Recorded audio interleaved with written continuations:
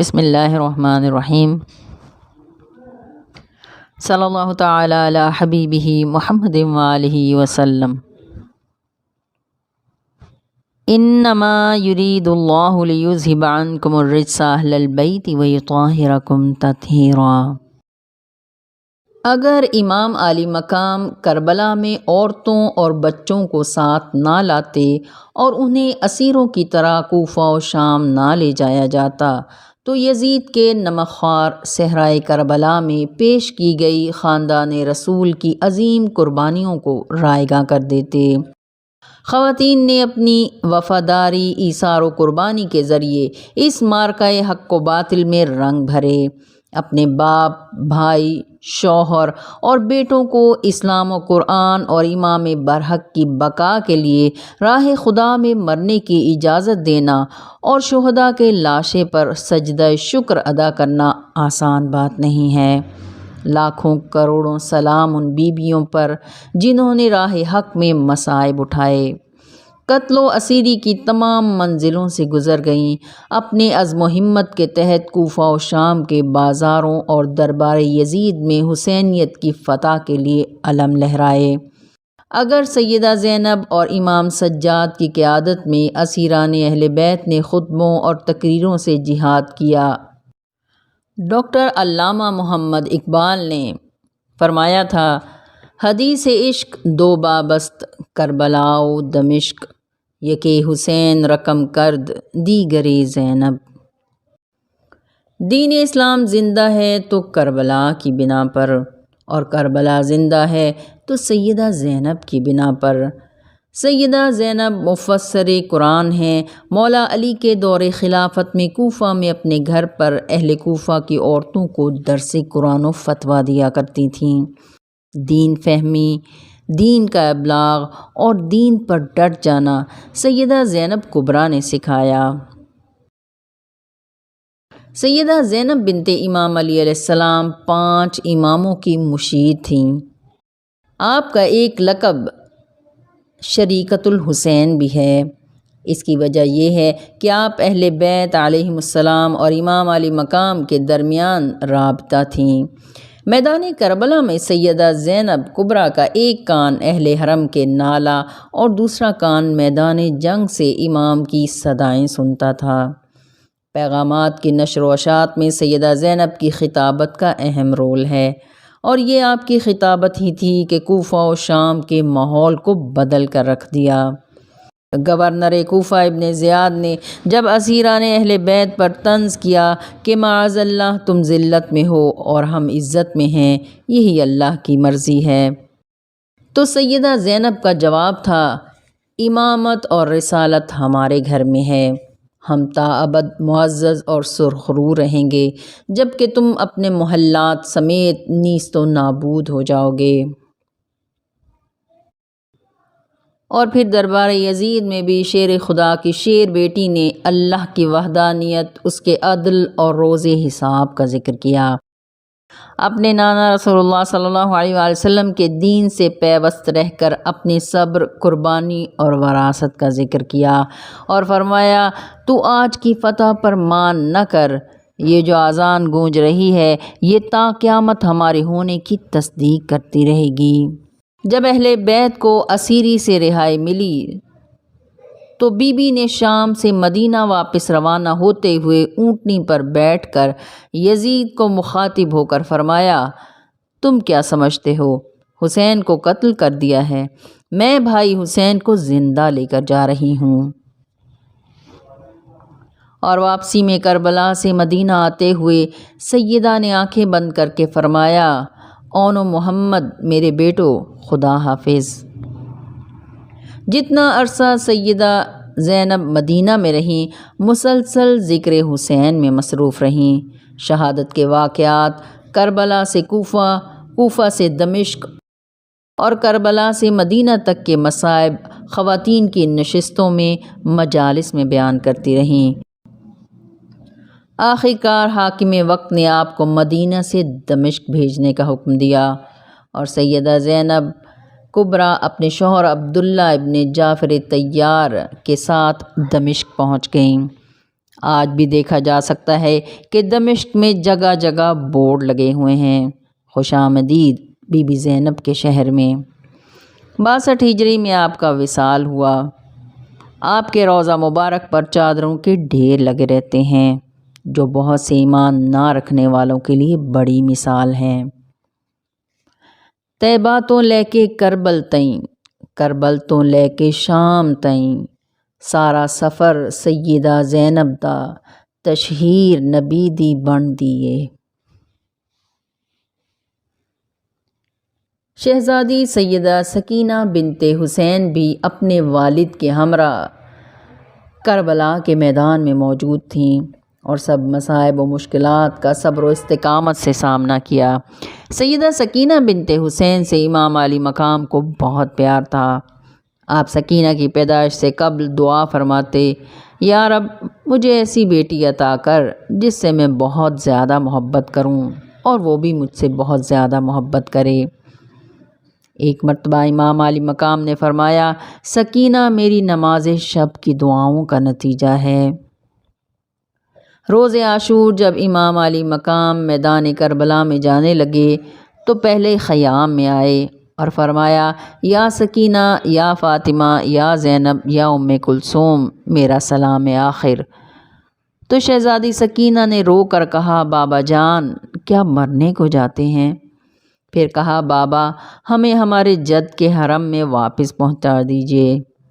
امام نے انہیں تسلی دی اور ام کلثوم سے مخاطب ہو کر فرمایا، بہن تمہیں وصیت کرتا ہوں کہ سکینہ کا خیال رکھنا۔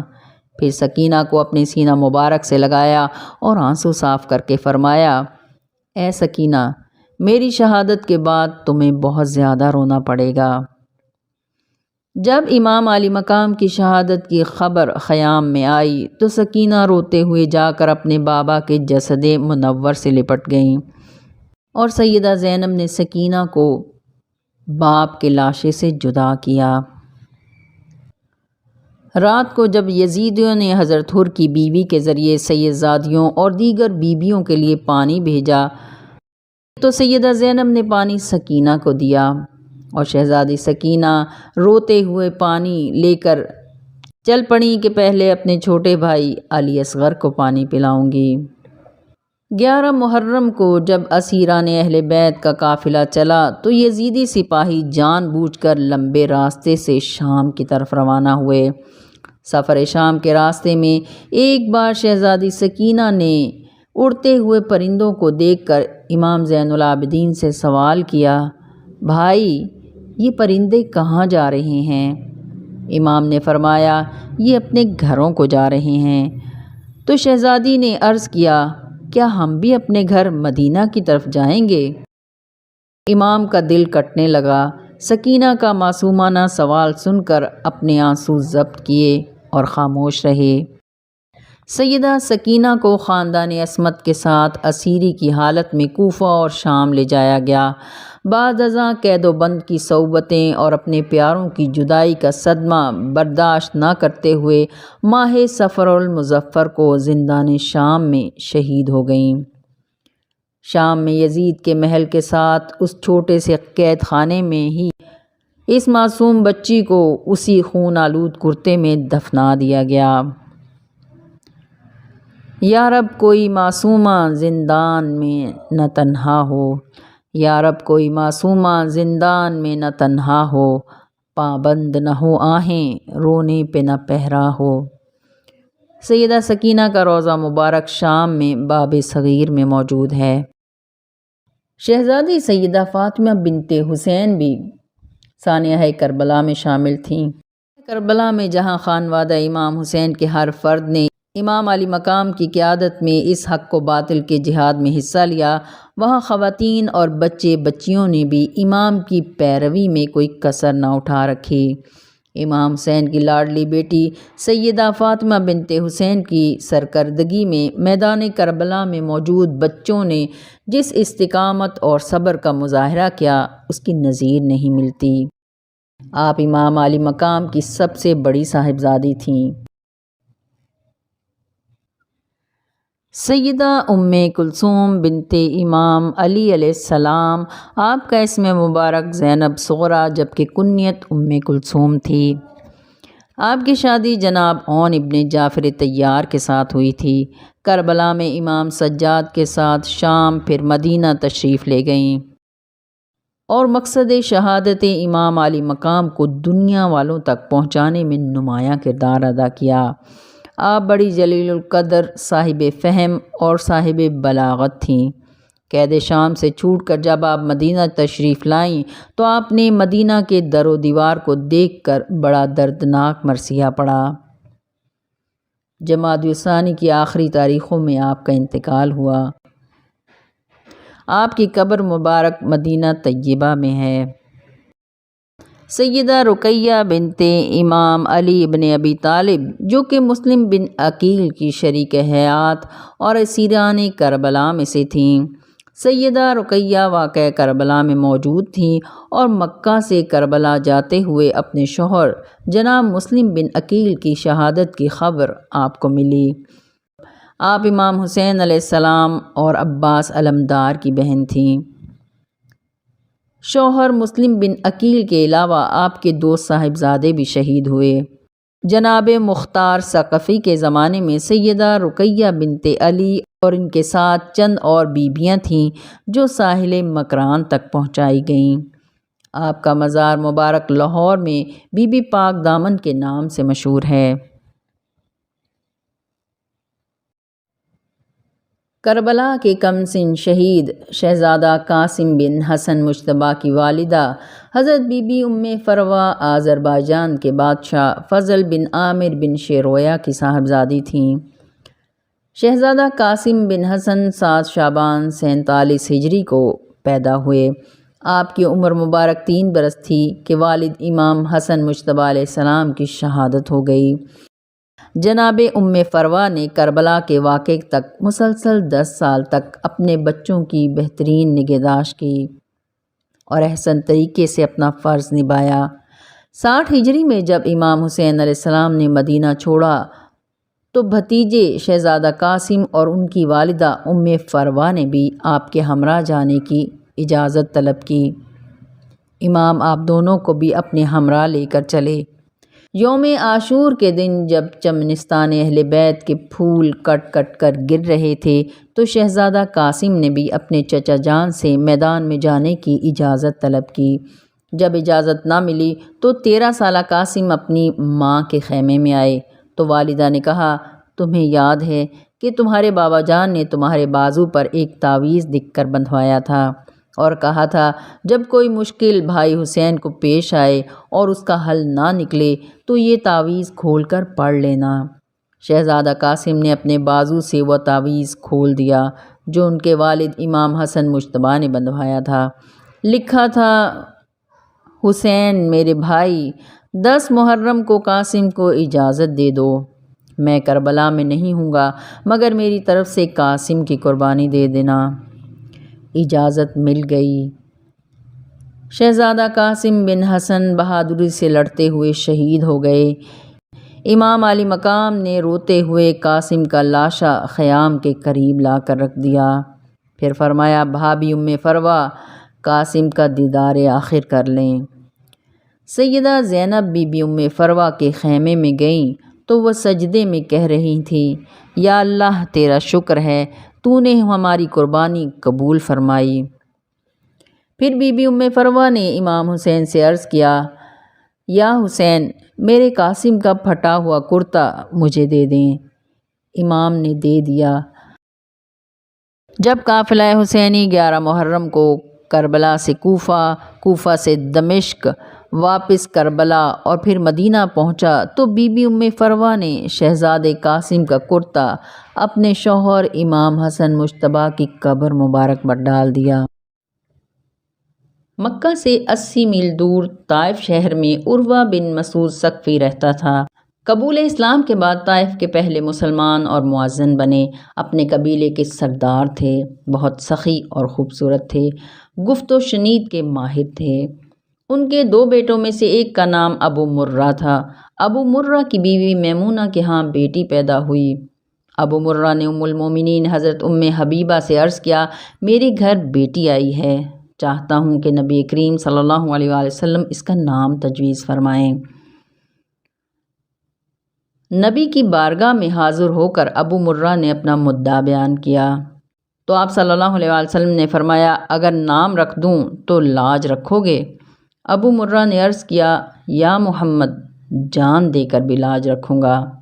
نبی کریم صلی اللہ علیہ وآلہ وسلم نے نام لیلا رکھا۔ کچھ عرصے بعد حضرت حبیبہ نے لیلا کا رشتہ امام حسین علیہ السلام سے طے کر دیا۔ مولا علی نے ابو مرہ سے فرمایا، کوئی شرط ہو تو بتائیں۔ عرض کیا، ایک درخواست ہے کہ جتنی چاہے بارات لے آئیں، مگر آپ بھی ضرور تشریف لائیں۔ اس مبارک شادی کے موقع پر نکاح مولا علی نے پڑھایا۔ بی بی لیلا بیاہ کر مدینہ آئیں اور گھر میں داخل ہونے سے پہلے دہلیز زہرا کی چوکھٹ کو بوسہ دیا۔ یہی بی بی لیلا شہزادہ علی اکبر ہمشکل پیغمبر کی والدہ تھیں۔ یوم عاشور 61 ہجری میں کربلا کے تپتے ہوئے صحرا میں دشمنان آل رسول کے مقابل اپنے شوہر امام علی مقام کے ہمراہ صبر و استقلال اور عزم و ہمت کے ساتھ کھڑی تھیں۔ بی بی لیلا تہجد کی نماز ادا کر رہی تھیں جب 18 برس کے سر سے پاؤں تک تصویر مصطفیٰ شہزادہ علی اکبر نے آ کر صبح میدان میں جانے کی اجازت طلب کی تو بی بی نے اسے اپنی پھوپھی جان بی بی زینب کے خیمے میں جا کر اجازت طلب کرنے کو کہا اور اپنے آنسو جلدی سے پونچھ ڈالے۔ صبح شہزادہ علی اکبر امام علی مقام سے اجازت لے کر میدان کربلا میں اترا۔ حضرت لیلا اس وقت اپنے خیمے میں مشغول دعا تھیں جب یزیدی فوج نے اس تصویر پیغمبر شہزادہ علی اکبر کو چاروں طرف سے حملہ کر کے شہید کیا گیا۔ جناب لیلا نے شہزادہ علی اکبر کے جسم کو ٹکڑوں کی صورت میں خود اپنی آنکھوں سے دیکھا۔ لاکھوں سلام علی بن ابی طالب کی بہو پر۔ کربلا میں امام علی بن حسین زین العابدین کی والدہ شہر بانو بھی موجود تھیں۔ مورخین اور محدثین کے مطابق جناب شہر بانو ساسانی دور کے آخری ایرانی بادشاہ یزدگرد کی بیٹی تھیں۔ امام زین العابدین بیماری کی وجہ سے لڑنے نہ جا سکے۔ آپ بھی اسیران اہل بیت کے ساتھ تھیں اور تمام مصائب کا نہایت خندہ پیشانی کے ساتھ سامنا کیا۔ شہزادہ علی اصغر اور سکینہ بنت حسین کی والدہ بی بی رباب کے والد امراء القیس نے جب اپنی لاڈلی بیٹی کی شادی جوانان اہل جنت کے سردار حسین علیہ السلام کے ساتھ کی تو سامان میں رباب کو تیر اور کمان بھی دی۔ بی بی رباب نے پوچھا، یہ کیوں؟ میں تو دلہن کے لباس میں کنیز بن کر سیدہ کائنات کے گھر جا رہی ہوں۔ باپ نے روتے ہوئے کہا، وقت بدل جاتا ہے، کبھی ایسا وقت بھی آ سکتا ہے کہ اس کی ضرورت پڑ جائے۔ اور پھر وہ وقت میدان کربلا میں آ گیا۔ امام حسین علیہ السلام شدت پیاس سے تڑپتے ہوئے ننھے علی اصغر کو لے کر جب چلے تو بی بی رباب خیمے کی سوراخ سے دیکھ رہی تھیں کہ ملعون حرملہ نے ننھے علی اصغر کو مارنے کے لیے 5 کلو وزنی تیر اٹھا کر نشانہ لیا۔ بی بی نے اماں فضہ سے فرمایا، میرے صندوق میں سے تیر کمان لاؤ۔ آج مجھے پتہ چلا کہ میرے والد نے مجھے تیر اور کمان کیوں دی تھی۔ پھر تیر کمان میں جوڑا تو اماں فضہ نے سیدہ زینب کبریٰ کو بلایا۔ سیدہ زینب نے آ کر فرمایا، رباب، اگر جنگ ہم عورتوں کے لیے یعنی خاندان رسول اہل بیت کے لیے جائز ہوتی تو میرا علی اکبر شہید نہ ہوتا۔ یہ سن کر بی بی رباب نے روتے ہوئے تیر کمان نیچے رکھا اور کہا، اے ننھے اصغر، تیری قسمت، جب تک زندہ ہو میرے سردار حسین کو زخمی نہ ہونے دینا۔ آپ نے ننھے علی اصغر کی اپنے بابا کی گود میں شہادت بھی دیکھی۔ روایت ہے کہ بی بی رباب کے والد امراء القیس نے خانہ کعبہ کی دیوار پر لگی سورہ کوثر کے نیچے لکھا تھا، ما ھذا کلام البشر۔ اس عزت افزائی کے نتیجے میں نبی کریم صلی اللہ علیہ وآلہ وسلم نے اس کو دعا دی اور پھر اس کی بیٹی سلمہ رباب بن کر امام حسین کی زوجیت میں آئیں۔ آپ ایک بلند مرتبہ خاتون تھیں اور امام عالی مقام کی نظر میں خاص قدر و مقام رکھتی تھیں، اسی لیے امام نے ان کے بارے میں اور بیٹی سکینہ کے بارے میں فرمایا، مجھے وہ گھر بہت پسند ہے جس میں سکینہ اور رباب ہوں۔ آپ کو اہل علم اور اہل فصاحت و بلاغت بھی کہا گیا ہے۔ آپ شاعرہ بھی تھیں۔ امام کی شہادت پر آپ نے اشعار کہے، بلا شبہ وہ ایسا نور تھا جس سے روشنی حاصل کی جاتی، جسے کربلا میں شہید کر کے دفن نہیں کیا گیا۔ جب امام عالی مقام کربلا میں شہید ہو گئے تو آپ بہت غمگین ہوئیں اور لاشا مبارک کے پاس بیٹھی روتی رہیں۔ 11 محرم الحرام کو اسیران اہل بیت میں سے تھیں، شام کا سفر بھی کیا۔ بی بی ام رباب کربلا کے بعد 1 سال سے زیادہ زندہ نہ رہیں اور اس 1 سال میں کبھی درخت کے سائے میں نہ بیٹھیں۔